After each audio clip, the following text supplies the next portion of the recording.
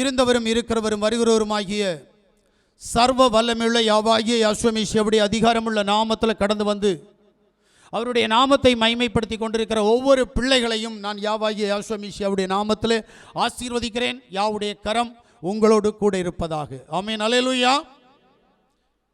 வாசிக்கும்படியாய் தெரிந்து கொண்ட வேதபோதி 1 தெசலோனிக்கருடைய புஸ்தகம் அதனுடைய 5வது அதிகாரம் அதனுடைய 23வது வசனத்தை யாராவது சத்தமா வாசிங்க. சமாதானத்தின் தேவன் தாமே உங்களை முற்றிலும் பரிசுத்தமாக்குவாராக. உங்கள் ஆவி ஆத்மா சரீரம் முழுவதும் நம்முடைய யாவாகி யாசுவமேசியா வரும்போது குற்றமற்றதாய் இருக்கும்படி காக்கப்படுவதாக. ஆமென். வாசிக்கப்பட்ட வேத பகுதியில் அப்போஸ்தலனாகிய பவுல் தெசலோனிக்கேயருக்கு எழுதுகிற நிருபத்திலே எழுதுகிற வார்த்தை என்னவென்று சொன்னால், சமாதானத்தின் தேவன் தாமே முற்றிலும் உங்களை பரிசுத்தமாக்குவாராக. இங்கே நீங்கள் பாவத்திற்கு உட்பட்டவர்களாகவோ மாம்சத்தினுடைய இச்சைகளுக்கு உட்பட்டவர்களாகவோ மாம்சத்தில் ஏற்படுகிற பலவீனத்திற்கு உட்பட்டவர்களாகவோ இந்த உலகத்தின் அசுத்தங்களுக்கு நீங்களாக்கப்பட்டவர்களாக நீங்கள் வாழ வேண்டும் என்று சொல்லி பவுல் விரும்புகிறார். அதற்காக அவர் சொல்லும் போது சொல்லுகிறார், உங்கள் ஆவி ஆத்துமா சரீரம் முழுவதும் நம்முடைய யாவாகிய யாசுவமேசியா வரும்போது அது குற்றமற்றதாய் இருக்கும்படி காக்கப்படுவதாக என்று சொல்லுகிறார். யாரு காக்கணும்? தேவன் அல்ல. நம்மை காப்பது பாவம் செய்யாதபடி, பலவீனமாகாதபடி, பிசாசு நம்மை வஞ்சிக்காதபடி, பிசாசு நமக்குள் வராதபடி காப்பாற்றுவது தேவன் அல்ல. இதை நன்றாக புரிந்து கொள்ளுங்கள் தயவு செய்து. தேவன் அந்த விஷயத்தில் எந்த கிரியையும் செய்ய மாட்டார், நீங்களே செய்யணும். ஏன்னா அவர் சொல்லியிருக்கிறார், பிசாசுக்கு எதிர்த்து நில்லுங்கள், அப்போது அவன் உங்களை விட்டு ஓடி போவான். நல்லா சொல்லியிருக்கிறார். ஆனா நம்ம பிசாசுக்கு எதிர்த்து நிற்கிறோமா? நம்ம பிசாசுக்கு ஜால்ரா போட்டுட்டு இருக்கிறோம். ஆனா தேவன் விரும்புகிறது, இவன் ஏன் பிள்ளை அப்படின்னா இவன் ஒரு ஆளை எதிர்க்கணும், அந்த ஆளுடைய கிரியைகளை எதிர்க்கணும், அந்த ஆளுக்கு சொந்தமான எந்த பொருளும் இவனிடத்தில் இருக்கக்கூடாது. யோசுவா சொன்னார், இதோ உலகத்தின் அதிபதி என்னிடத்தில் வருகிறான், அவனுக்குரியது ஒன்றும் என்னிடத்தில் இல்லை, ஆனபடியினால், நல்ல கேளுங்க, ஆனபடியினால் அவன் என்னை சேதப்படுத்த முடியாது. இதுதான் வேதம். நாம என்ன பண்ணிட்டு இருக்கிறோம்? ஒருவேளை அது விலையுறந்த பொருட்களாக இருக்கலாம், இல்லையானால் விலை இல்லாத அற்ப பொருளாக இருக்கலாம். அற்ப பொருளை அப்புறப்படுத்துகிற நாம் விலையுறந்த பொருட்களை அப்புறப்படுத்துவது சற்று கடினம். ஆனால் உபத்திரவம் வரும்போது அதற்காக பணம் செலவு பண்ண தயார், அதற்காக வேதனைப்படவும் தயார். தயவு செய்து சொல்லுகிறேன், நீங்கள் ஒவ்வொருவரும் சத்தியத்திற்கு கீழ்ப்படிந்து தேவனுடைய சித்தத்தினுடைய ஊடாய் நீங்கள் நடப்பீர்களே ஆனால் இப்பிரபஞ்சத்தின் அதிபதி உங்களை தொட முடியாது, உங்களிடத்தில் கிரிய செய்ய முடியாது, உங்களுடைய சரீரத்தை வஞ்சிக்க முடியாது, உங்களுடைய சரீரத்தினுடைய கிரியைகள் வெளிப்பட முடியாது. நன்றாக புரிந்து கொள்ளுங்கள். அதனாலதான் வேதம் சொல்லுது, நீங்கள் குற்றமற்றவர்களாக உங்களை காத்துக் கொள்ளுங்கள். பிசாசுக்குரியது, இப்பிரபஞ்சத்திற்குரியது எதுவும் உன்னிடத்தில் இருக்கக்கூடாது. அதற்கு பின்பு நீ ஜெபி, உபவாசி. நமக்கு உபவாசம்னா கொஞ்சம் கஷ்டம். அப்போ என் உடம்பெல்லாம் என்ன ஆகும்? உடம்பு போயிடுமே. சாப்பிடாம எத்தனை நாள் இருக்கிறதுக்கு? அப்போ 40 நாள் இருக்கிறதுக்கு, 21 நாள் இருக்கிறது. ஐயோ வேண்டாம். வேணும்னா ஒரு நாள் இருக்கலாம், இல்லை 3 நாள் இருக்கலாம். ஆனால் பிசாசு போகுமா? வேதம் சொல்லுகிறது, இந்த வகை பிசாசு ஜெபத்தினாலும் அன்றி உபவாசத்தினாலும் அன்றி அது கடந்து போகாது என்று சொல்லப்பட்டிருக்கிறது. ஆனால் உபவாசிக்க மாட்டோம், பிசாசு போகணும். எப்படி போகும்? தேவ சமூகத்தில் கடந்து வந்திருக்கிற தேவனுடைய பிள்ளைகளே, வார்த்தையினுடைய சத்தத்தை சிந்தித்து செயல்படுங்கள். வார்த்தை உன்னிடத்தில் என்ன பேசுகிறது என்பதை நீ முதலில் புரிந்து கொள்ள வேண்டும். வேதம் சொல்லுகிறது, குற்றமற்றதாக இருக்க வேண்டியது ஆவி, ஆத்ம, சரீரம். தேவன் சொல்லுகிறார், ஒவ்வொரு மனிதனிடத்திலும் 3 தன்மைகள் இருக்கிறது. என்ன அப்படின்னா, 1 கொரிந்தியருடைய புஸ்தகம் அதனுடைய 3வது அதிகாரம் 1வது வசனத்தை நான் வாசிக்கிற போது, மேலும் சகோதரரே, நான் உங்களை ஆவிக்கிறவர்கள் என்று எண்ணி உங்களுடனே பேசக்கூடாமல் மாம்சத்துக்குரியவர்கள் என்றும் மெசியாவுக்குள் குழந்தைகள் என்றும் எண்ணி பேச வேண்டியதாயிற்று. இங்க முதல் ஸ்தானம் மாம்சத்துக்குரியவன். இவன் குழந்தை. இவன் மாம்சத்துடைய கிரியைகளை மட்டும் செய்யக்கூடியவன், மாம்சத்துடைய ஆசை இச்சைகளை தீர்க்கக்கூடியவன். இவன் தேவ சமூகத்தில் வளர முடியாது. எல்லா நாளும் குழந்தையாய் பால் குடிக்க வேண்டியதாயிருக்கும். அல்லேலூயா. எவன் ஒருவன் தன்னுடைய மாம்ச இச்சையின்படி வாழ்கிறானோ அவன் தேவ சமூகத்தில் ஒரு நாளும் வளரக்கூடாது, வாழக்கூடாது. அது தேவன். அல்லேலூயா. நாம் நம்முடைய மாம்ச இச்சைகளை அழிப்பதில்லை, அதுக்கு அப்பப்ப தீனி போடுவோம். கேட்டா நான் விசுவாசின்போம். அல்லேலூயா. நீங்கள் ஜெபம் பண்ணும் போதும் நீங்கள் உபவாசிக்கிற போதும் உங்கள் மாம்சத்தை கட்டுப்படுத்துங்கள் என்று வேதம் சொல்லுகிறது. ஆனா ஜெபம் பண்ணி முடிச்ச பிறகு நம்முடைய மாம்சம் வேலை செய்யும், அல்லது ஜெபம் பண்றதுக்கு முன்னாடி வேலை செய்யும். உடனே என்ன சொல்லுவோம் தெரியுமா? நான் ஜெபம் பண்ணும்போது ஒண்ணுமே செய்யலைங்க, அப்ப நான் தேவனுக்குள்ளதான் இருந்தேன். பிசாசு பிடித்த அந்த ஜனம் சொல்லுகிறதல்ல, தேவனுடைய பிள்ளைகளுக்காக தேவன் சொல்லுகிறார், நான் ஆவிக்குரியவர்கள் என்று நினைத்தேன், ஆனால் இவர்கள் ஆவிக்குரியவர்கள் அல்ல. இவர்கள் யார் என்று கேட்டால் மாம்சத்தின்படி வாழக்கூடிய, மாம்ச இச்சையின்படி வாழக்கூடிய குழந்தைகளாக இருக்கிறார்கள். இது ஒரு கூட்டம். 2வது கூட்டத்தை பற்றி பார்க்கிற போது 1 கொரிந்தியருடைய புஸ்தகம் 2வது அதிகாரம் அதனுடைய 14வது வசனத்தை நாம் வாசித்தால், ஜென்ம சுபாவமான மனுஷனோ தேவனுடைய ஆவிக்குரியவைகளை ஏற்றுக்கொள்ளான். நல்லா கேளுங்க. ஜென்ம சுபாவம் உள்ள மனுஷனோ தேவனுடைய ஆவிக்குரியவைகளை அவன் ஏற்றுக்கொள்ள மாட்டான், அவைகள் அவனுக்கு பைத்தியமாக தோன்றும். அப்ப இங்க பைத்தியம் பிடிச்ச ஒரு கூட்டம் இருக்குது. எதுக்கு அப்படின்னா, தேவனுக்குரியவைகளை ஏற்றுக்கொள்ளாத ஒரு பைத்தியக்கார கூட்டம். நான் என்னுடைய கற்பனைகளை உங்களுக்கு போதிக்கவில்லை, வேதத்தை சொல்லிக் கொண்டிருக்கிறேன். இன்றைக்கு அநேகருக்கு இந்த வேத சத்தியம் தெரியவில்லை. இங்க தேவனுக்குரியவைகளை ஏற்றுக்கொள்ள கூடாதபடிக்கு தன்னுடைய இருதயத்துக்குள்ளே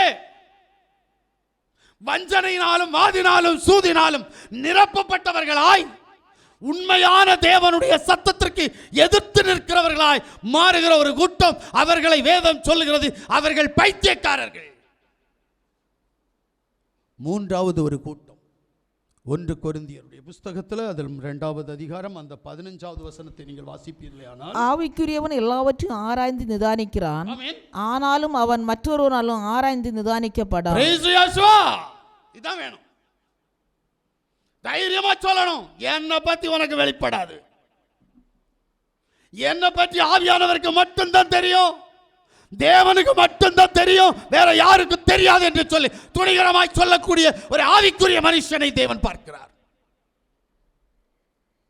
அவன் எல்லாவற்றையும் நிதானித்து ஆராய்ந்து அறிகிறவன். அவனுடைய குணம் கேட்கிற காரியமாக இருந்தாலும் சொல்லி, வாசிக்கிற காரியமாக இருந்தாலும் சரி, எல்லாவற்றையும் நிதானமாய் அறிந்து கொள்கிறவன். அவனை யாராலும் நிதானிக்க முடியாது என்று வேதம் சொல்லுகிறது. இப்படி 3 கூட்டம் இருக்கிறது. நாம் எந்த கூட்டம் என்று சொல்லி நீங்கள் தான் உங்களையே தீர்மானம் செய்து கொள்ள வேண்டும். எனக்கு ஒரு எண்ணம் எப்பவும் இருக்கும், என்னை யாராலும் நிதானித்து பார்க்க முடியாது. உண்மை, என்னை தேவன் இன்னும் நிற்க வைத்திருக்கிறார். நிற்கிற நான் விழாதபடிக்கு தேவ சமூகத்தில் எச்சரிக்கையாக இருக்க வேண்டும் என்கின்ற உணர்வோடு கூட நான் வாழ்கிறவன். ஆவிக்குரியவனை அவன் நிதானித்து பார்க்கிற காரியம் உள்ளவனாக இருந்தால் அவனை நிதானிக்க எவனாலும் முடியாது. இது வேதம், இதுதான் சத்தியம். ஏன் என்று சொன்னால், நாம் கழிந்த நாட்களிலே பார்த்தோம், நம்முடைய முப்பிரிவிலே சரீரம், ஆத்துமா, ஆவி ஆகிய முப்பிரிவிலே சரீரம் எப்படிப்பட்ட குணம் உள்ளது என்று பார்த்தோம். அதாவது பிலிப்பியருடைய புஸ்தகம் 3வது அதிகாரம் 21வது வசனத்திலே இந்த சரீரமானது நிலையற்ற தன்மை உள்ளது என்று பார்த்தோம். நீதிமொழியின் புஸ்தகம் 5வது அதிகாரம் 11வது வசனத்திலே இந்த சரீரம் உருவழிந்து போகும் என்று பார்த்தோம். ரோமர் 6வது அதிகாரம் 6வது வசனம், 1 பேதுரு 1வது அதிகாரம் 24வது வசனத்திலே ஒளிந்து போகும் சரீரம் என்று பார்த்தோம். கொலோசியர் 2:11 இந்த சரீரம் பாவத்தை பிறப்பிக்கும் என்று சொல்லி பார்த்தோம். கலாத்தியர் 5:17 ஆவிக்கு விரோதமாக இந்த சரீரம் இச்சைகளை தூண்டும் என்று பார்த்தோம். மத்தேயு சுவிசேஷம் 26வது அதிகாரம் 41வது வசனத்திலே இந்த சரீரம் பலவீனம் உள்ளது என்று பார்த்தோம். இது கழிந்த நாட்களில் பார்த்த சம்பவம். ஆனால் இன்றைக்கு அந்த சரீரத்தை குறித்து நாம் பார்க்க தேவையில்லை. இன்றைக்கு ஆத்துமாவை தேவ சமூகத்தில் ஒப்படைக்க வேண்டும். ஆத்துமா என்று சொன்னால் வேதம் சொல்லுகிறது, தேவனுடைய காரியத்தை நீங்களாம் நினைப்பீங்க சரியா செய்கிறது என்று. இல்லை, இது மாம்சத்தோடு சேர்ந்து ஒன்றித்து பாவ கிரியைகளுக்குள் தன்னை அடிபணிய வைக்கும். ஆத்துமாவும் அப்படிப்பட்டதுதான். அதனாலதான் இந்த ஆத்துமாவை தேவ சமூகத்தில் ஒப்புக் கொடுக்கணும். எப்படி அப்படின்னா, வேதம் சொல்லுகிறது, சங்கீதத்தினுடைய புஸ்தகம் 56வது அதிகாரம் அதனுடைய 13வது வசனத்தை வாசிங்க. ஏனென்றால் இந்த ஆத்துமா நிலையற்றது. நான் தேவனுக்கு முன்பாக ஜீவனுடைய வெளிச்சத்தில் நடக்கும்படி நீர் என் ஆத்துமாவை மரணத்துக்கும் என் கால்களை இடரலுக்கும் தப்பியாது இருப்பீரோ. அப்ப இந்த ஆத்துமா மரிக்கும். இந்த ஆத்துமாவும் நிலையற்றதல்ல. எப்படி சரீரம் நிலையற்றதல்லவோ அதுபோல உன்னுடைய ஆத்துமா நிலையற்றதல்ல. வாசிங்க சங்கீதம் 107:5. பசியாகவும் தாகமாகவும் ஆத்மா தொய்ந்ததாகவும் அலைந்து திரிந்தார்கள். அலைந்து திரிகிற ஒரு கூட்டம். அதுக்கு முன்னாடி சங்கீதம் 116:8 வாசிங்க. என் ஆத்மாவை மரணத்துக்கும் என் கண்ணை கண்ணீருக்கும் என் காலை இடருக்கும் தப்புவித்தீர். என்னுடைய ஆத்மாவை மரணத்திற்கு தப்புவிக்கிறீர். மரணம் வரும், அந்த மரணத்திற்கு என்னுடைய ஆத்துமாவை தப்பி வைக்கிற தேவன் சர்வ வல்லமையுள்ள யாவாகிய யாத்சமேசியா என்று சொல்லி நீ புரிந்து கொள்ள வேண்டும். ஏனென்றால் எல்லாருடைய சரீரமும் உயிர்ப்பிக்கப்படுவதில்லை. அது மரணத்தை காண்கிற சரீரங்களும் இருக்கிறது, மரணத்தை காணாமல் புறப்பட்டு போகிற சரீரங்களும் இருக்கிறது. ஆனா ஆத்துமா அப்படி அல்ல. ஆத்துமா உயிர் மீட்சி அடையணும். ஆத்துமா விடுதலை பெறாமல் நீ தேவ சமூகத்திலே கடந்து போக முடியாது. இன்னைக்கு அநேகருடைய ஆத்துமா மரித்து போகிறது. தேவன் கைவிட்டு விடுகிறார். தேவன் கைவிட்டால் ஆத்துமா மரித்து போகும். அப்போ உன்னுடைய சரீரமும் இழந்து உன்னுடைய ஆத்துமாவையும் இழக்கப் போகிறாய். ஏன்னா ஆத்துமாவுடைய குணம் எப்படிப்பட்டது அப்படின்னா, சங்கீதம் 57:6 வாசித்தீங்கன்னா, என் கால்களுக்கு கண்ணி வைத்திருக்கிறார்கள், என் ஆத்துமா தோய்ந்து போயிற்று. என்னுடைய ஆத்துமா தோய்ந்து போயிற்று. என் கால்களுக்கு கண்ணி, உபத்திரவம், பிரச்சனை ஆனபடியினால் என்னுடைய ஆத்துமா தோய்ந்து போகிறது, அது வாடி போகிறது. இன்னைக்கு நிறைய பேருக்கு ஆத்மாவை குறித்து தெரியாது. ஆத்மா நல்லா இருக்குதுன்னு நினைக்கிறோம். நம்முடைய ஆத்மாவை நல்லா ஆக்கலை அப்படின்னா நாம் தப்பிக்க முடியாது. பிரேசியாசுவா, ஆத்மாவை தப்புவிக்க நீங்கள் பிரயாசப்படலை அப்படின்னா உங்களுடைய சரீரத்தை நீங்கள் தப்பி வைக்க முடியாது. இதான் உண்மை. வேதத்தினுடைய ஆழத்தை நீங்கள் சரியாக புரிந்தால் முதல்ல நீங்கள் ஆத்மாவை சரி பண்ணணும். சபையில் வரவங்களெல்லாம் ஏதோ ஒன்று கடைசியாக சொல்லுவீங்க. என் ஆத்மாவே யாவை ஸ்தோத்திரி, என் முழு உள்ளமே அவருடைய நாமத்தை ஸ்தோத்திரி. அப்படித்தானே சொல்கிறோம். உண்மையிலே உன்னுடைய ஆத்மா தேவனை துதிக்குதா? உன் வாய் தான் துதிக்குதே தவிர உன்னுடைய ஆத்மா துதிக்கிறதே கிடையாது. உன்னுடைய ஆத்மா துதிக்க ஆரம்பிச்சா ஒன்றை நான் சொல்கிறேன், நீ தூங்குற போது கூட நீ சும்மா இருக்க மாட்ட. ஆத்மா துதிக்க ஆரம்பிச்சா, ஆத்மா துதித்து பழக ஆரம்பிச்சா, நீ தூங்குற போது ஆத்மா உன்னை சும்மா தூங்க விடாது. நீ தூங்குவ, ஆனா அந்த தூக்கத்தில் என்ன செய்வ அப்படின்னா, நீ தூக்கத்தில் கூட தேவனை துதிப்ப. அல்லேலூயா. இந்த அனுபவம் இன்னைக்கு இருக்கா? பிசாசு வருது, அது என்ன விரட்டுது, அது என் கூட படுக்குது, அது அங்க நிக்குது, அது என்ன பார்த்து முறைக்குது, என்ன கூப்பிடுது, என்ன தோல்ல வச்சு தூக்கிட்டு போகுது, என்னெல்லாமோ பார்க்கிறோம். ஏன்? உன்னுடைய ஆத்மா தேவனிடத்தில் இல்லை. தேவன் தந்தது ஆத்மாவை, அந்த ஆத்மா தேவனிடத்தில் இல்லாதபடி இந்த உலகத்தை நாடி அதனுடைய ஆசை இச்சைகளிலே விழுந்து போகிறது. நன்றாக புரிந்து கொள்ளுங்கள். அல்லேலூயா. தேவ சமூகத்தில் கடந்து வந்திருக்கிற தேவனுடைய பிள்ளைகளே, உங்களுடைய ஆத்மா வஞ்சிக்கப்படாதபடி பாதுகாக்க வேண்டிய வேலை உங்ககிட்ட இருக்கு. அப்பதான் உங்க சரீரம் மீட்டெடுக்கப்பட முடியும். உங்க ஆத்மா வழி தப்பி போன பிறகு நீங்க உங்க சரீரத்துல என்னதான் பாவம் செய்ய மாட்டேன்னு சொன்னாலும் நீங்க செஞ்சுக்கிட்டு தான் இருப்பீங்க. என்னதான் நான் ஸ்தோத்திரம் பண்ணுவேன்னு நினைச்சாலும் உங்களால பண்ண முடியாது.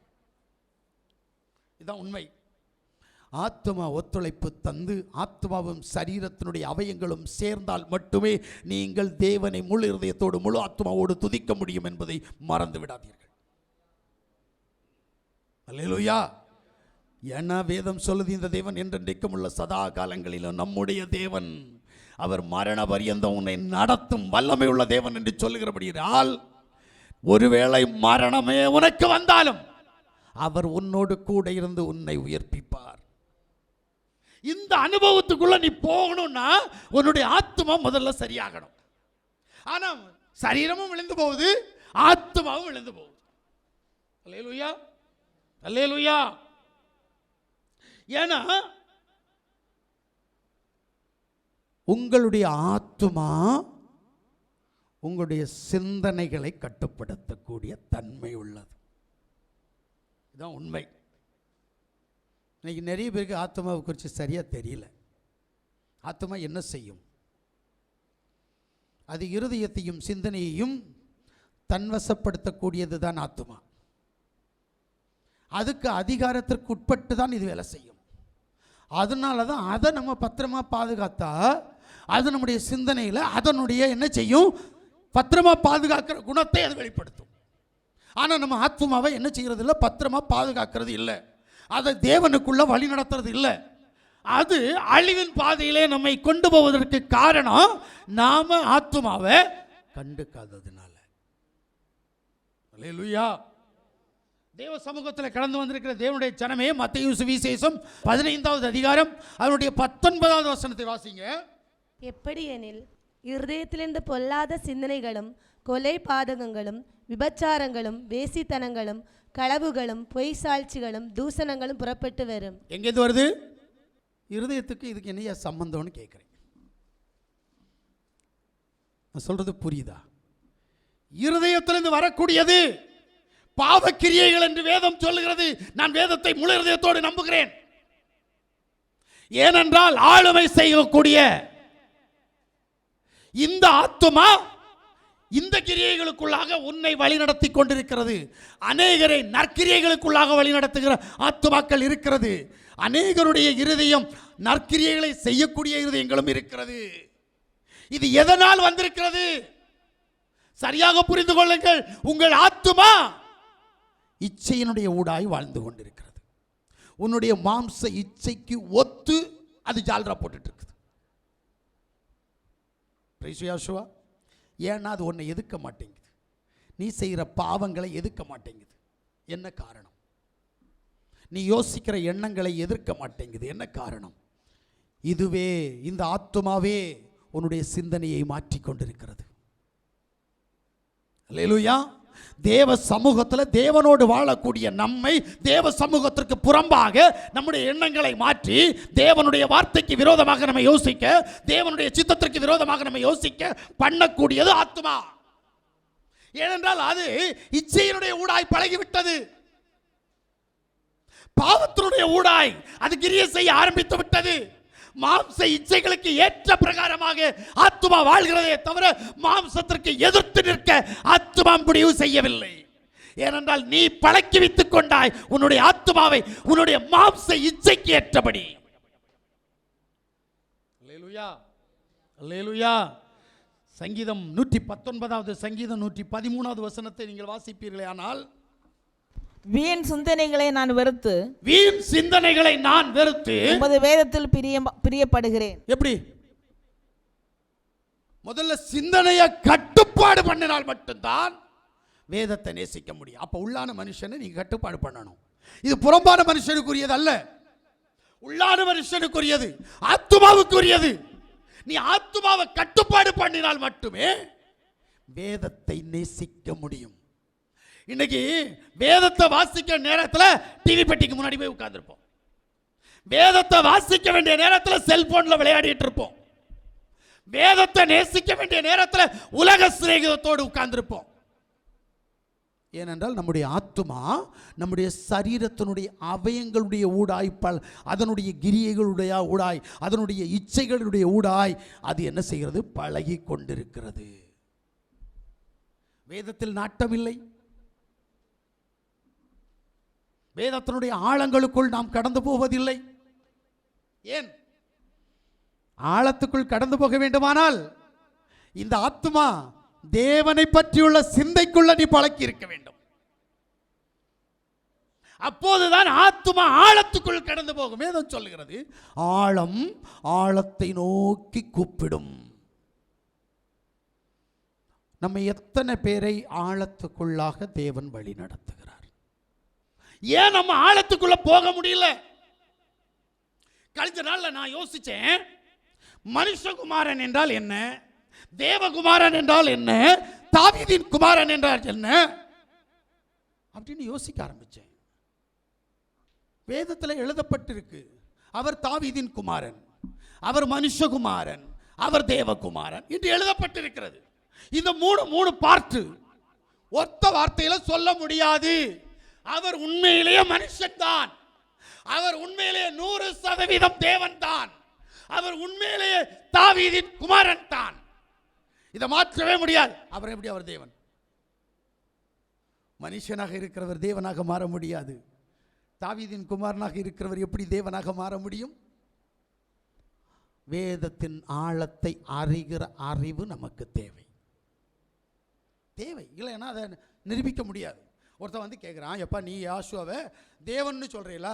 அவர் சொல்றார், மனுஷனாகிய என்னை இவர்கள் கொலை செய்ய பார்க்கிறார்கள், இவர் எப்படி தேவன் என்று கேட்டால் என்ன சொல்லுவேன்? பாதில் இங்க இருக்கிற யாருக்குமே தெரியாது, தெரியுமா? ஏன்னா அவர் தான் சொல்றாரு. யாசுவா சொல்றார், வாய் திறந்து சொல்லுகிறார், மனுஷனாகிய என்னை இந்த ரோம சக்கரவர்த்திகளும் வேதபாரகர்களும் கொலை செய்ய பார்க்கிறார்கள். அப்ப அவர் எப்படி தேவன்? அவருடைய வார்த்தை பொய்யாகாதே. இரண்டாவது, வேதம் சொல்லுது அவர் தாவீதின் குமாரன். ஒரு மனுஷனுடைய பிள்ளை அப்படின்னா இவர் எப்படி கடவுள்? இல்ல, கடவுள் என்பவர் பிறக்கும் தன்மை உள்ளவர் அல்ல, வாரிசு உரிமை உள்ளவர் அல்ல. ஏனென்றால் எனக்கு சொல்லுது, மெல்கியதேசேக் முறைமையின்படி அவர் தாய் தகப்பன் அற்றவர். இது யாசுவாவா? இது எப்படி கொண்டு இணைப்ப? ஆனா எப்படி மெல்கியேதேக்கு முறைமையின்படி வம்ச வரலாறு இல்லாதவன் ஆபிரகாமை ஆசீர்வதித்தான், அவர் இவரா? இணைக்கிறது கஷ்டம். யோசிங்க. அப்ப ஆழத்துக்குள்ள நம்ம இன்னும் போகணும்.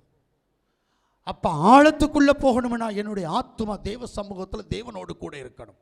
ஆத்துமா, இந்த ஆத்துமாவுடைய கட்டுப்பாட்டுக்குள்ள என்னுடைய மாம்சம் கடந்து வரணும்.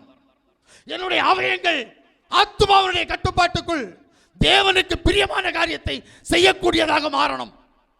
இல்லாம யாரும் ஆழத்துக்குள்ள போக முடியாது. ஆழம் சும்மா வராது. எல்லார் கையிலையும் ஆழத்தை, வேதத்தின் ஆழத்தை கொடுத்துருவாரன்னு கேட்டால் கொடுக்க மாட்டார்.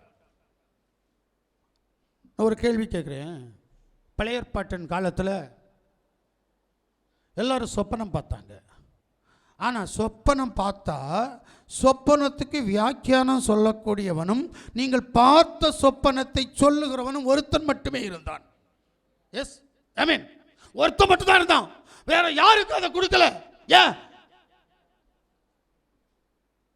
அப்ப அவன் தன் ஆத்மாவையும் தன் சரீரத்தையும் தேவனுடைய சித்தத்தினுடைய ஊடாய் வழிநடத்தினபடியினால் அந்த ஆழமான பாத்திரத்தை தேவன் அவனுக்கு கொடுத்தது உண்மையானால், இன்றைக்கும் நீ ஆழத்திற்குள் கடந்து போக வேண்டுமானால் உன்னுடைய ஆத்மாவும் உன்னுடைய சரீரமும் ஒரு நிலைப்பட்டு தேவனுக்குள் கடந்து போக வேண்டும். அல்லேலூயா. இரண்டாவதாக ஒரு காரியம், நாம் இப்ப ஆத்மாவை விட்டு சற்று தூரம் போக வேண்டியதாக இருக்கிறது. அப்போஸ்தலருடைய புத்தகம் 15வது அதிகாரம் 25வது வசனத்தை நாம் வாசிப்போமே. ஆனால் நம்முடைய யாவாகிய யாசுவமிஷியாவின் நாமத்திற்காக தங்கள் பிராணனையும் ஒப்பு கொடுத்த துணிந்தவர்களும் எங்களுக்கு பிரியமானவர்களுமா இருக்கிற பர்னபா, பவுல் என்பவர்களோடு கூட இப்ப ஜீவனாகிய ஆவியை ஒப்பு கொடுக்கணும். சரீரத்தை கொடுத்துட்டீங்க, அது வித்தியாசமான குணம் உள்ளது. இந்த சரீரத்தை தேவனுக்கென்று அர்ப்பணம் பண்ணி சரீரத்தினுடைய மாம்ச இச்சைகளை அப்புறப்படுத்த வேண்டும். அதுபோல இந்த ஆத்துமா பொல்லாதவைகளை சிந்தித்து தீயவைகளை யோசனை பண்ணி நம்முடைய சரீரத்தையும் நம்முடைய ஆத்துமாவையும் கரைப்படுத்தக்கூடிய வல்லமை உள்ளது. இந்த ரெண்டையுமே தேவ சமூகத்தில் கொடுக்கணும், அர்ப்பணம் பண்ணணும். இப்போ மூணாவதாக அர்ப்பணம் பண்ண வேண்டிய ஒரு காரியம் ஜீவன், அது ஆவி. அல்லேலூயா. இன்றைக்கு நம்முடைய ஜீவனை நாம் எப்படி நினைத்திருக்கிறோம்? நமக்கு ஒரு பயம் தெரியுமா? சாவு வருது அப்படின்னா என்ன நினைப்பீங்க? சரி, பரவாயில்ல, சாவு வரட்டும், நான் போவேன், ரெடி. எத்தனை பேர் இருக்கிறீங்க? எல்லாருக்கும் ஒரு பயம். சாவா? அப்போ இருட்டு ஒரு 2 வருஷம் கழிச்சு வருமா, ஒரு 5 வருஷம் கழிச்சு வந்தா நான் பரவாயில்ல, அதுக்குள்ள எல்லாத்தையும் சரி பண்ணிடுவேன். உங்களுக்கு தெரியுமா, சாவு யார்ட்டையும் சொல்லாது, முன்னறிவிச்சிட்டு வராது. அப்புறம் எப்படி போய் சாவிட்ட போய் எனக்கு இப்போ சாவு வராது அப்படின்னு நினைக்கிறவங்க எத்தனை பேர்? ஏன் நாளைக்கு வரும் சாவு அப்படின்னு நினைக்காதவங்க ஏன் இப்படி இருக்கிறீங்க? நினைக்கிறதே இல்லையே. சாவை நினைச்சு மனம் திரும்புறவங்க இல்லை, சாவை நினைச்சு பயப்படுறவங்க இங்க இருக்கிறீங்க. நமக்குள்ளால வேண்டிய காரியம் என்ன தெரியுமா? சாவை எதிர்த்து நிற்கணும். பிசாசையே எதிர்த்து நிற்கல, அப்புறம் எப்படி சாவை எதிர்த்து நிற்போம்? இது சொல்லாம கொள்ளாம வரக்கூடிய சாவு. பிசாசு தான் தெரியுமே, கிரியைகளிலாவது தெரியும். அந்த பிசாசையே எதிர்த்து நிற்கல, அப்புறம் எப்படி சாவை எதிர்த்து நிற்கணும்? வேதம் சொல்லுது, மரணமே உன் கூர் எங்கே, பாதாளமே உன் ஜெயம் எங்கே? எதிர்த்து நில்லு. நிற்க மாட்டேங்கிற, பயப்படுற. இங்க பயப்படுவதற்காக கொடுக்கப்பட்டதில்லை. இது எல்லா மனிதனும் மேலிருந்து இங்க வந்தது உண்மையானால் அத்தனை பேரும் இந்த இடத்தை விட்டு கடந்து போகணும். அது எங்க போகணும் உனக்கு தான் தெரியும், நான் அதுக்கு வரல. ஆனா நீ போய்தான் ஆகணும். யாருக்கும் இங்கு நிரந்தரமாக இருக்க முடியாது, முடியாது. அல்லேலூயா. கழிந்த நாளிலே ஒரு சகோதரர் என்னுடைய பையனிடத்தில் பேசினார். பேசினவர் சொன்னார், கடவுளே கிடையாதியா. ஏன்னு கேட்டா 16 வயது பிள்ளை செத்து போன நேரம் கடவுள் இருந்தா அவர் அந்த பிள்ளையை காப்பாற்றி இருப்பார்ல, நல்லது.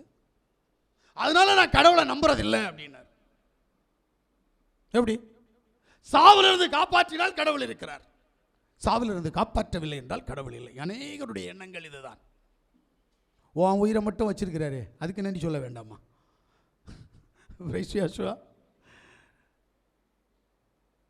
எத்தனையோ ஆபத்துக்களிலிருந்து உன்னை பாதுகாத்தார் தெரியுமா?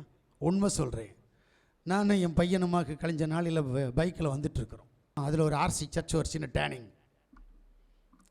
அந்த டேனிங்கில் வர நேரம் பக்கத்தில் ஒருத்தன் என்ன செய்கிறான்னா, அவனுடைய லவ்வரை கொண்டு வண்டியில் வரான். ஒரு வயசான ஆள் அந்த ரோடை கிராஸ் பண்ணுற நேரம் அவன் தேவையில்லாமல் கெட்ட வார்த்தை போட்டான்.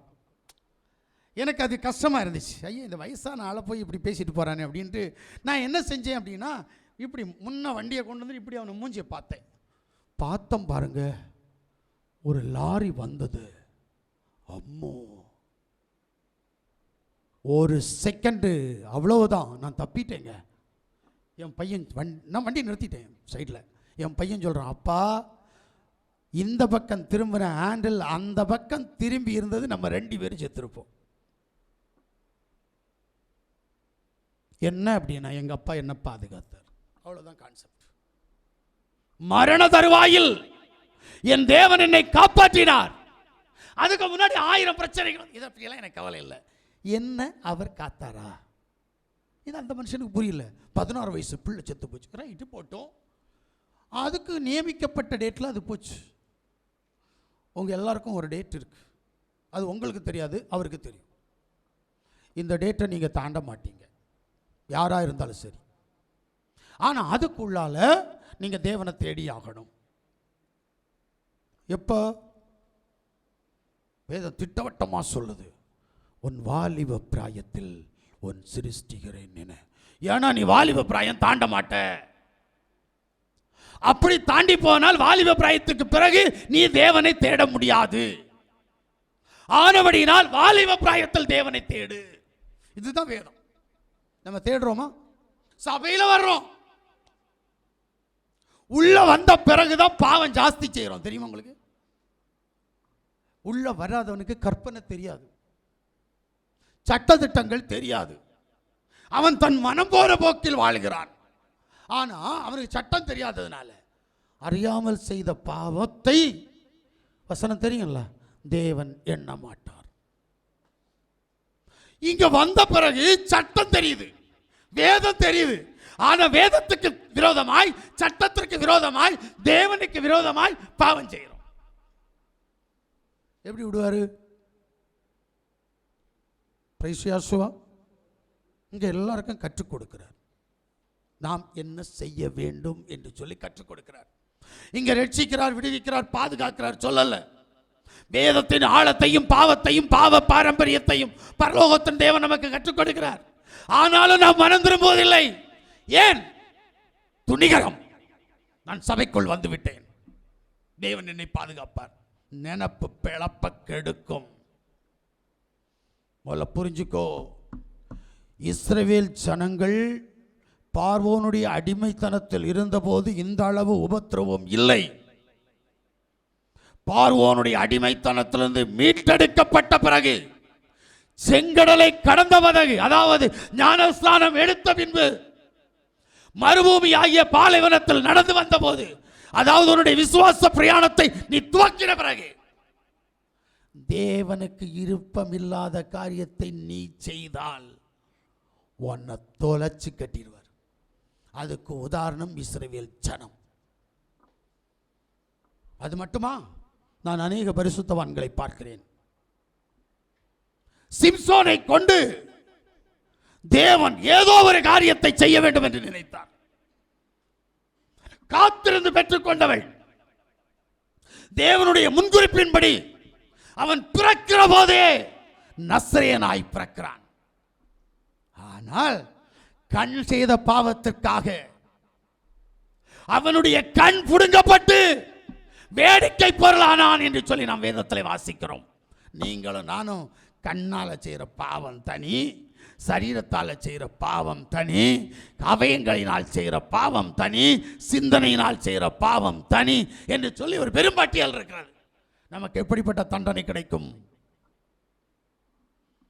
காலம் கடந்து போய் கொண்டிருக்கிறபடியினால் துணிகரம், எனக்கு தண்டனை வரவில்லையே என்கின்ற துணிகரம், தேவன் என்னை கண்டுகொள்ளவில்லை என்கின்ற துணிகரம்.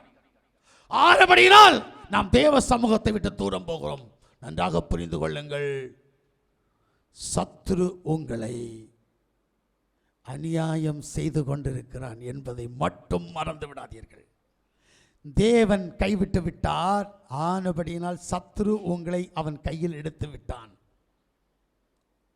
இனி சமாதானத்துக்கு இடமில்லை, இனி சந்தோஷத்திற்கு இடமில்லை, இனி நிம்மதிக்கு இடமில்லை, இனி தேவனுடைய ராஜ்யத்திற்கு இடமில்லை. ஏன்? நாம் இப்போது இருப்பது பாவத்தினுடைய ஊடாய் சத்துருடைய கைகளில். சங்கீதங்களுடைய புஸ்தகம் 103வது அதிகாரம் 15வது வசனத்தை நாம் வாசிக்கிற போது, என்னுடைய நாட்கள் புல்லுக்கு ஒப்பாயிருக்கிறது, ஆமென், வெளியின் புஷ்பத்தை போல் பூக்கிறான். நல்லா கேளுங்க, புல்லின் பூவுக்கு ஒத்திருக்கிறது உன்னுடைய வாழ்க்கை. ஒரு பூ காலையில சூரிய உதயமாகிற போது அது மலரும், சூரியன் மறையும் போது அது தலை கவிழும், ராத்திரியிலோ அல்லது அடுத்த நாளோ கீழே விழுந்து அது மண்ணோடு மக்கிவிடும். மறந்து விடாதே, இதைத்தான் வேதம் சொல்லுகிறது. நீயும் நானும் புல்லின் பூவுக்கு சமமாயிருக்கிறோம். ஆனால் நம்முடைய துணிகரம், நம்முடைய ஆசை இச்சைகள், நம்முடைய மாம்சத்தினுடைய கிரியைகள், நம்முடைய இருதயத்தினுடைய சிந்தனைகள் இதை ஞாபகப்படுத்துவதில்லை. என்னுடைய வாழ்க்கை புல்லின் பூவுக்கு உதாரணமாக இருக்கிறது என்று சொல்லி யாரும் யோசிப்பதில்லை.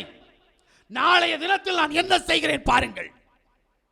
உன்னை நான் அப்படி செய்வேன், இப்படி செய்வேன், நாளைக்கு அதை செய்யக்கூடாது, நாளைக்கு இதை செய்யக்கூடாது, இவன் என்னிடத்தில் வருகிறானா என்று பார்ப்போம் என்கிற எண்ணத்தினுடைய ஊடாய் வாழ்ந்து கொண்டிருக்கிறோமே. நாளைய தினம் உன்னுடையதா?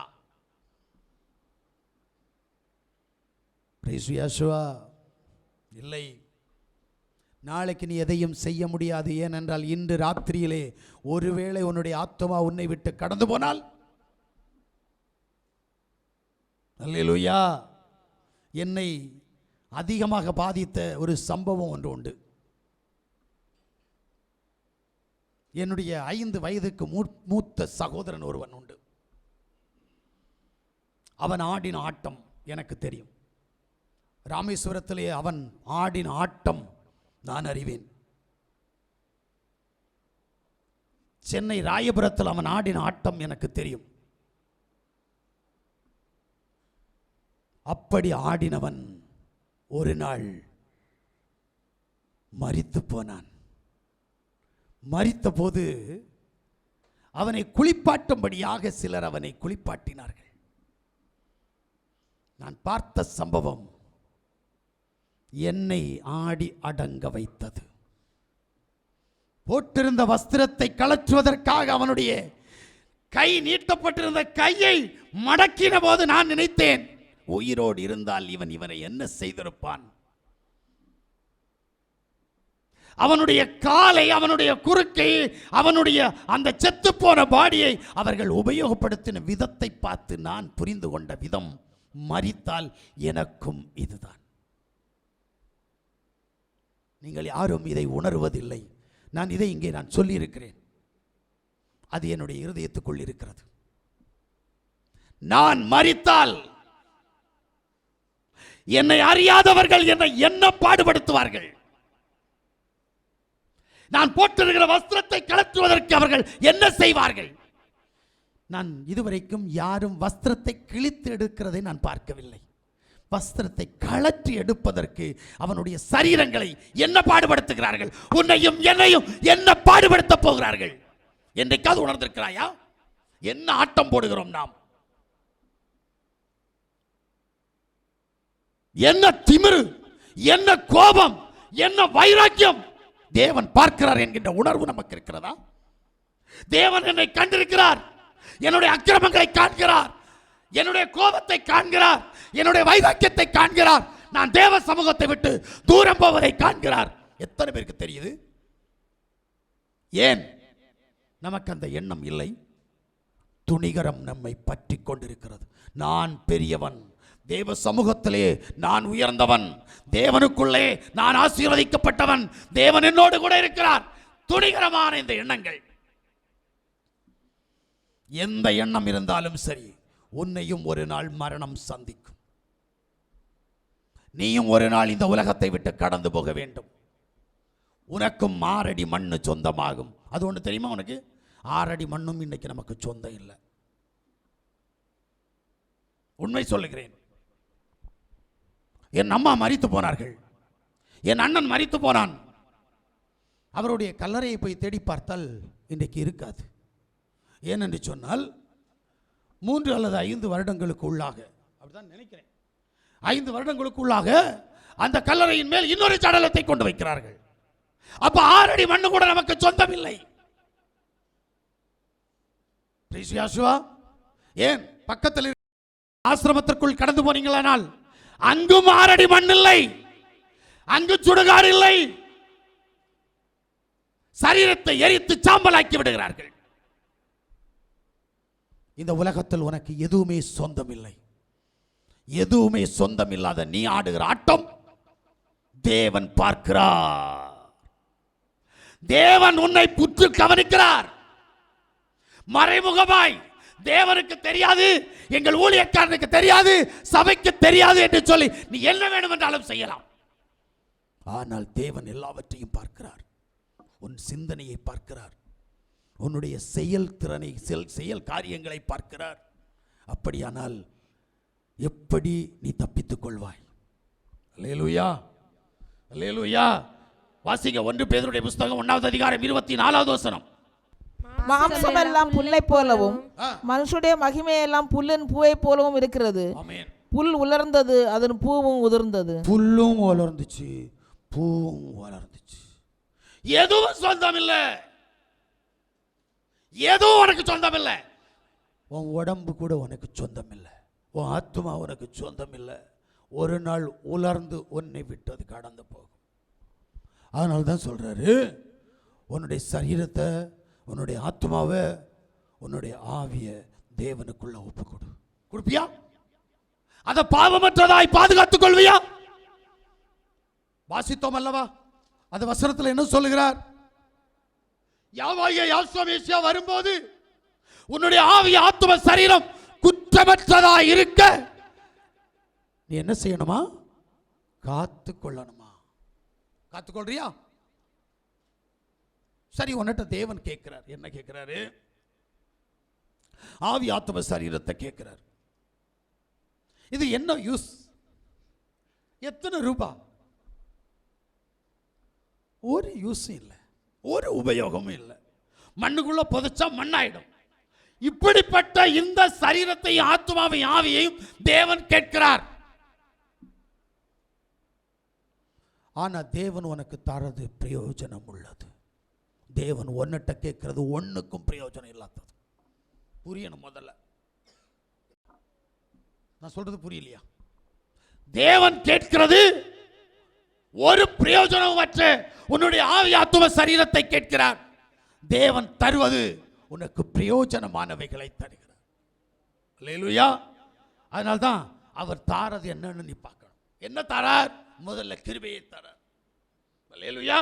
சங்கீதம் 68:11 நினைக்கிறேன். ஆண்டவர் வசனம் தந்தார், ஆமென். அதை பிரசித்தப்படுத்துகிறவர்கள் கூட்டம் மிகுதி. நல்லா புரிஞ்சுடுங்க. தேவன் கிருபையாய் உனக்கு என்ன தருகிறார் அப்படின்னா, அவர் வசனத்தை தந்தார். எப்படி? எத்தனை பேர் இருக்குது வசனம்? எத்தனை பேர் வசனத்துக்கு கீழ்ப்படுகிறீங்க? இது எனக்கு இல்ல, இது அவளுக்காகும். இது எனக்கு இல்ல, இது அவனுக்காகும். எத்தனை பேர் தட்டி கழிக்கிற? ஏன்? உங்ககிட்ட இருக்கிற பிசாசு. வேதவசனம் வரும்போது அது எனக்கல்ல என்று சொல்லி உதாசீனப்படுத்துகிறது. தேவனுக்கு கோபம் வருமா வராதா? வராதா? இஸ்ரவேல் ஜனங்கள் அழிந்தது காரணமே அதுதான்.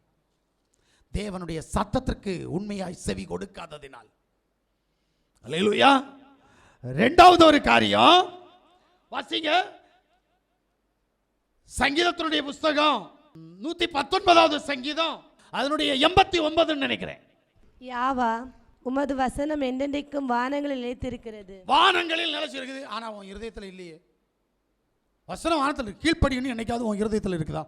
ஆசாரியனுக்கு கீழ்ப்படியணும், தேவனுக்கு கீழ்ப்படியணும், சபையினுடைய சட்ட திட்டங்களுக்கு கீழ்ப்படியணும் அப்படின்னு இருதயத்தில் எங்கேயாவது இருக்கா? அவர் வானத்தில் பத்திரமா வச்சிருக்கிறார். உன் இருதயத்தில் அந்த எண்ணம் வருதா? உனக்குள்ள நான் தேவனுக்கு கீழ்ப்படிய வேண்டும், ஆனபடியினால் இந்த வசனத்துக்கு நான் கட்டுப்படுவேன் என்கின்ற உறுதி உன்னிடத்தில் இருக்கிறதா? அல்லேலூயா. இல்லையே. அது அப்படியே 169 வாசிங்க. யாவா என் கூப்பிடுதல் உமது சந்நிதியில் வருவதாக, ஆமென். உமது வசனத்தின்படியே என்னை உணர்வுள்ளவனாக்கும். உம்முடைய வசனம் எனக்குள்ள இருந்தா அந்த வசனத்தின்படி என்னை உணர்வுள்ளவனாக்கும். நீ கேட்க வேண்டிய ஒரு விஷயம். கேட்கணும்னா வசனம் உள்ள இருக்கணுமே. வசனமே இல்லையே. கேட்ட வசனம் ஒரு காதால கேட்கிறோம், மறுகாதால போகுது. இல்லை, இப்போ குறிப்பெடுக்கிறதுனால பாவம், ஒரு காதால கேட்டு அடுத்த காதால போகுதுன்னு சொல்ல மாட்டேன். ஆனா எனக்கு தெரிஞ்ச குறிப்பு ஏட்டு சூரக்காய். எல்லாரும் குறிப்பெடுக்கிறீங்களா? உங்களுடைய குறிப்பு ஏட்டு சூரக்காய். எதுக்கு குறிப்பெடுக்கிறீங்க? குறிப்பு எதுக்குன்னா தெரியுமா? எடுக்கிற குறிப்பை இன்னைக்கு கேட்டுட்டோம், எழுதி வச்சிருக்கிறோம். நாளை இப்போ இந்த குறிப்பை வாசித்து வேதத்தை வசனத்தை வாசித்து சிந்திச்சிருக்கிறோமா? திங்கள் செவ்வாய் என்ன பண்ணுறோம், புதன் என்ன பண்ணுறோம், வியாழன் என்ன பண்ணுறோம், வெள்ளி சனி என்ன பண்ணுறோம்? இந்த குறிப்பு எனக்கு தெரிஞ்சு ஏட்டு சூரக்காய். இது கறிக்கு உதவாது. வார்த்தை இருதயத்திலும் இல்லை, புத்தகத்திலும் நோட்டிலும் இருக்கிறது. அது அப்படியே இருக்கிறது. ஒரு வாரம் தூங்கும், ஞாயிற்றுக்கிழமை மறுபடியும் எடுத்துட்டு வந்து அடுத்தது எழுதுவோம். குறிப்பெடுத்து என்ன பிரயோஜனம்னு கேட்குறேன். நீ நரகத்துக்கு போறதையோ பாதாளத்துக்கு போறதையோ, நீ தேவனுடைய தண்டனைக்கு உட்படுவதையோ இந்த குறிப்பு தடுத்து நிறுத்தி இருக்கிறதா? என்னுடைய கேள்வி அதுதான். செய்தி கேட்கிற நாம், குறிப்பெடுக்கிற நாம் நல்லது. ஆனா அதன்படி அதை உபயோகப்படுத்துகிறோமா? அப்ப நாளையிலிருந்து நான் குறிப்பெடுக்க மாட்டேன். நினைக்க வேண்டியது என்ன செய்கிறது? குறிப்பெடுத்தா தானே குறிப்பெடுக்கிறேன்னு சொல்லி திட்டுவேன். குறிப்பே எடுக்கண்டாங்க. நீ தேவன் உன்னிடத்துல விரும்புறது குறிப்பு எடுத்து அந்த குறிப்புக்கு நீ ஒரு மாடா மாறணும். எப்படி? அந்த மாடு சாப்பிட்டதை எப்படி அசைப்படுதோ அதுபோல நீ எழுதி வச்சிருக்கிற இந்த ஆகாரத்தை அசைப்போடணும். செய்ய மாட்டியே. உறங்கிறதுக்கு தான் நேரம், டிவி பார்க்கறதுக்கு தான் நேரம், அடுத்தவங்க கதை பேசுறதுக்கு தான் நேரம். எப்படிங்க இந்த நோட்டை எடுத்து பார்க்கறது? நோட் எடுக்கணும், பென் எடுக்கணும், பைபிள் எடுக்கணும். இப்போ கொஞ்சம் சின்ன வேலையா? எவ்வளோ பெரிய வேலை! இதையெல்லாம் செய்ய முடியுமா? உனக்கு நடக்கும், உனக்கு வேலை வெட்டியாக இருக்குது, நீ செய்வ அப்படின்னு என்ன நினச்சிக்கிடுவீங்க. ஆனால் உங்களுக்கு வேலையும் இருக்குது, வெட்டியும் இருக்குது. வெட்டியானுக்கு இருக்கிற எல்லா வேலையும் உனக்கு இருக்குது. தயவு செய்து சொல்கிறேன், அதை எல்லாத்தையும் விட்டுவிட்டு தேவ வசனத்தை முதல்ல நீ யோசிக்க பழகணும். வேத வசனத்துக்குள்ளாக வாழ பழகணும். காலம் சமீபத்திருக்கிறது, கொஞ்ச காலம்தான் இருக்கு. இப்போ 119வது சங்கீதம் 105. உம்முடைய வசனம் என் கால்களுக்கு தீபமும் என் பாதைக்கு வெளிச்சமா இருக்கிறது. வார்த்தை கால்களுக்கு தீபமா? அப்ப ராத்திரி 1 மணிக்கு வீட்டுக்கு பின்னாடி போற நேரம் வேதவசனம் உனக்கு தீபமா இருக்கணுமே. ஆனா தீபமா இல்லையே. அங்க இருட்டில் வாழை மர தார் ஆடுனா பிசாசு வந்தான்னு சொல்ற, அதுல பயந்து ஓடுற, அப்ப இயேசு கூட வருவார், எல்லா வித அற்புதம் செய்வார். பாட்டு பாடுற பயந்து, விசுவாசத்தில் பாட மாட்டேன். ஏன்? அப்புறம் எப்படி இந்த வசனம் உனக்கு வார்த்தை உன் காலுக்கு தீபமா எங்கே இருக்கு? அல்லேலூயா. ஏசாயாவுடைய புஸ்தகம் 55வது அதிகாரம் 10-11 சீக்கிரம் வாசிங்க. மாரியும் உறைந்த மழையும் வானத்திலிருந்து இறங்கி அவ்விடத்துக்கு திரும்பாமல் பூமியை நனைத்து அதன் முளை கிளம்பி விளையும்படி செய்து விதைக்கிறவனுக்கு விதையையும் புசிக்கிறவனுக்கு ஆகாரத்தையும் கொடுக்கிறது எப்படியோ அப்படியே என் வாயிலிருந்து புறப்படும் வசனமும் இருக்கும்.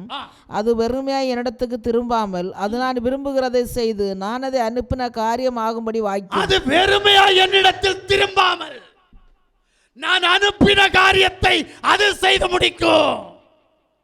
சும்மா எப்படி செய்யும்? அது சும்மா செய்யறதுக்கு வல்லமை இல்லை. ஏன்னா எனக்கு தெரிஞ்சு யாசுவா தன்னுடைய சொந்த ஊருக்கு போனார். அங்க அவருடைய வார்த்தையை யாரும் விசுவாசிக்கல. வேதம் சொல்லுகிறது அங்க அவர் ஒரு அற்புதம் கூட செய்ய முடியல. அப்ப அவருடைய வார்த்தையை அனுப்பியிருக்கிறார்ல, இன்னைக்கு அவருடைய வார்த்தையை தந்திருக்கிறார்ல, இந்த வார்த்தை வெறுமையாய் அவரிடத்தில் திரும்பி போகாம இருக்கணும்னா இந்த வார்த்தை என்ன செய்யணும்? முதல்ல நம்ம வாசிச்சு அதை தியானிச்சு அதன்படி செய்யும் போது அவர் விரும்புகிற காரியம் உனக்குள் கிரியை செய்யும்.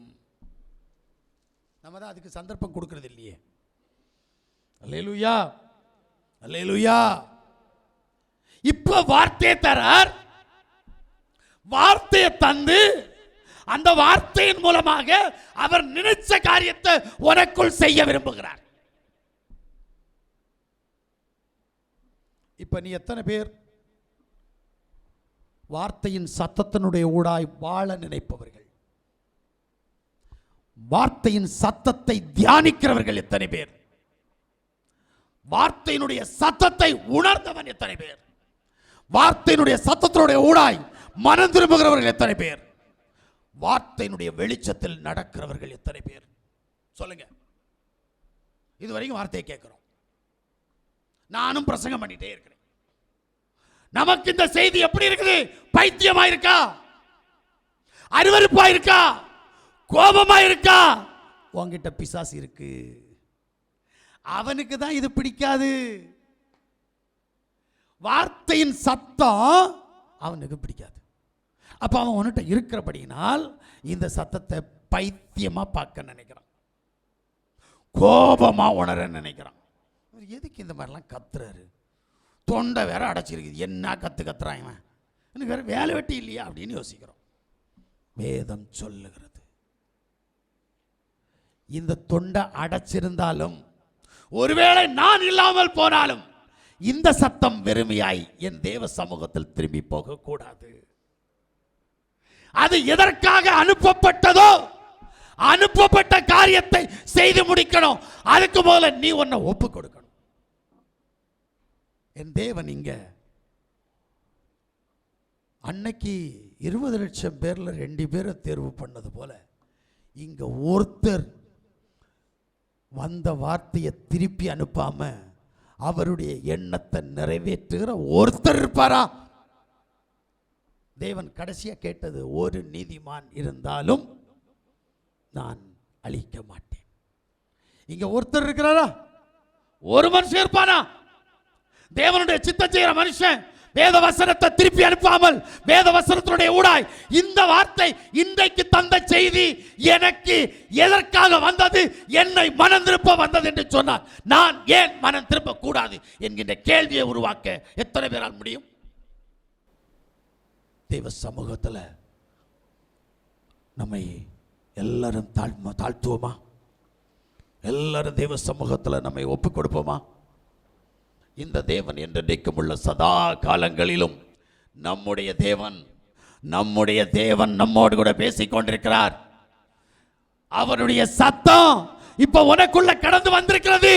உன்னுடைய இருதயத்தை புடமிட்டுக் கொண்டிருக்கிறது, உன்னுடைய ஆத்மாவை புடமிட்டுக் கொண்டிருக்கிறது, உன்னுடைய சரீரத்தை புடமிட்டுக் கொண்டிருக்கிறது. உன்னுடைய ஆவியாத்ம சரீரத்தை தேவ சமூகத்தில் ஒப்புக் கொடுக்க நீ தயாரா? ஒப்புக்கொடு. எல்லாரும் முழங்கால் படிடுவோம்.